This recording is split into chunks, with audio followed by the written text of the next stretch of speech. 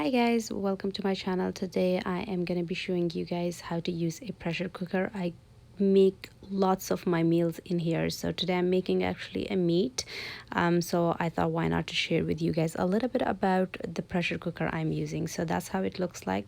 It have two walls to regulate the pressure, and this is the weight which sits right on top to keep the pressure in. So that's how it looks like. In some pressure cooker there are like different types of weights, but this is basically for the pressure. So this thing slides in and out to open the lid.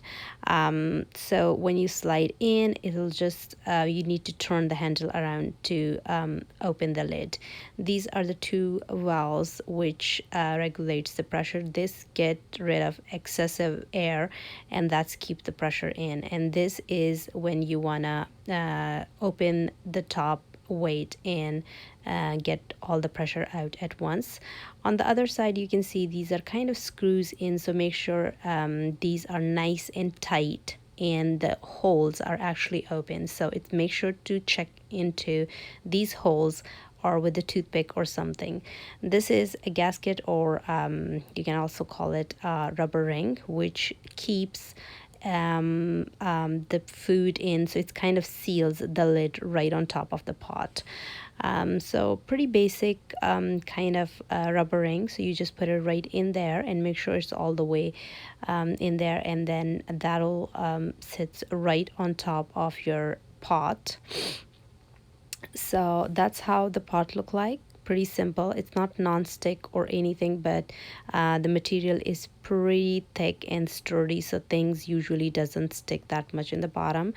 It also have a measurement which I'm trying to show you guys. It's hard to see, but there are liquid measurement, like the maximum measurement. So always follow these, because if you don't, you can end up with a pretty big mess, and there is a chance you can burst your pressure cooker, which is really dangerous because it keeps all the pressure and the heat and the steam inside, and if it bursts, it's really actually dangerous. So that's how the pot looked like. It's a pretty old pressure cooker, but it served me really well. It just do my job really quick. I have children, I have a large family, and quick meals are the best, especially for dinners, meat cooking, and all of these things. So as you guys can see, the lid sits right on top like this, but before you put the lid on, make sure your rubber ring is pretty nicely snug in there, otherwise it won't close and it could be dangerous. So sits right on top, and then this button, you can hear a click. So once you close it, once you start closing it, you will hear a click. So it's really important, make sure that you hear that click. That's how you would know that it's sealed properly. Now this will generate the heat, and this sits right on top, which is the weight, and that's it. That's the basic usage of a pressure cooker. Today I am making meat in there, so I'm using all this meat. It should end up like a really soft, tender yet juicy meat, not dry. So that's what the main reason I use the pressure cooker, because it just gives me that really yummy, juicy meat. And make sure there's a little bit of liquid always present in your food. That will generate the steam and the heat, which will make your cooking process really quickly. So go ahead and note the ingredients. 2 pounds of goat meat I'm using over here. This meat have bones and fat. Here I have 2 onions, and I have 4 large tomatoes. Here we have ginger garlic paste, 3 tablespoons. I like a lot of ginger garlic in there. 1 cup of canola oil I'm using. These are all the spices. 2 tablespoons of salt, 1 tablespoon of turmeric, 1 tablespoon of paprika powder, and I have 1 tablespoon of cumins, and crushed red chilies, 1 tablespoon. So these are all the spices for this recipe. Here I have a bunch of green coriander, which I'm going to be using it for garnishing, some green chilies, and I have ginger, a piece of ginger. So that's what more likely all of those things are for garnishing. So these are all the ingredients, and I will show you all the step how to use this pressure cooker. The reason I wanted to make this video because I use pressure cooker a lot, and for those who don't know how to use it, maybe that's helpful for them.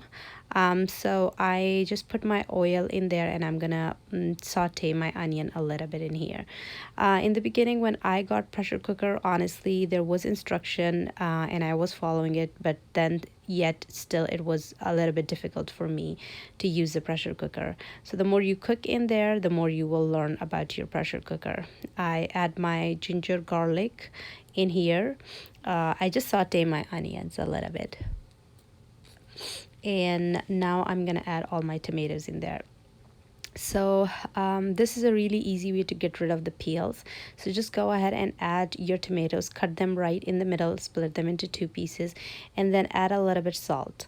And now what I'm gonna do, I'm just gonna mix it so the salt is really well incorporated in there, and then flip them like this, so the peel part comes on the top. And just close the lid. So if you're cooking in the pot, you can do the same thing with it. And after a minute or two, as you can see, the peel, since it was on the other side, the peel is all like wrinkly and it's just well cooked. And make sure your heat is not super high. Then take a fork and a spoon. I'm just taking the same fork and the same wooden spoon, but you can use a spoon for it.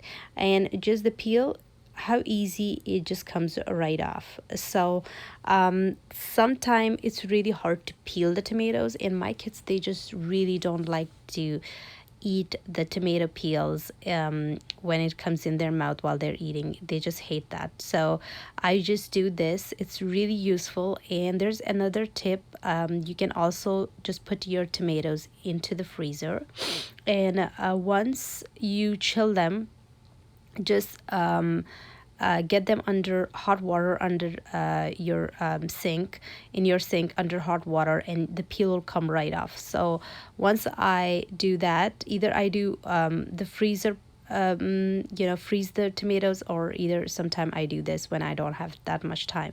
And once you get all the peels off, it's so easy to make like any kind of sauce, any kind of like that paste, the masala you're looking for. So now I'm gonna add all my spices right in there, and yeah, it's just I'm gonna cook it for a little bit. So I turned my heat a little bit on medium because it was on high. It was kind of burning for from the bottom a little bit. So now I add all my meat in there. I'm gonna I fried this meat on a little bit high heat for about 10 minutes, and then I'm gonna cook it. So always add water. Liquid should be present because that's how your food can be really well and cooked and soft and tender from inside, especially your meats. So pressure cooker is basically for tough meat and stuff like that. I put my weight right in on top. So now I turn my heat to high, and what that'll do, that'll bring that water to boil, and you'll see steam coming out from here. So it's really hard to show you in this clip, but if you can see, the steam is excessive, steam is coming out, and that's pretty normal. And once I left it for about 20 minutes. So after 20 minutes, I just remove the top weight, and make sure all the steam escape before you open. So never ever open a pressure cooker when there is still steam coming out from the top. And here is my meat, and it's really soft, really tender. It's just coming right off the bone. But the good thing about pressure cooker, it does not smash, like it does not make your food go like really extremely soft. So it's cooked really well from inside, but at the same time it's in big chunks, if that makes sense. Like it's just not like smashed or really it's still in pieces. So the fork, as you guys can see, just goes right in. These are all my garnishing. I just used half ginger, half piece of ginger, and I am just gonna go ahead and put all my garnishing right on top. So yeah, that was just to show you guys, because I personally use my pressure cooker a lot, and I was like, why not, I am gonna make meat in there and share that recipe with you guys, so why not show you guys how to use a pressure cooker as well. So this is it. It's really yummy, it's really delicious, and it's the best part about this food is it can, in 20 minutes my meat is done. So I hope you guys like this video and find it useful. If you guys haven't, please subscribe to my channel, give this video a thumbs up, share my videos, and I'll see you guys later in my other videos. Bye.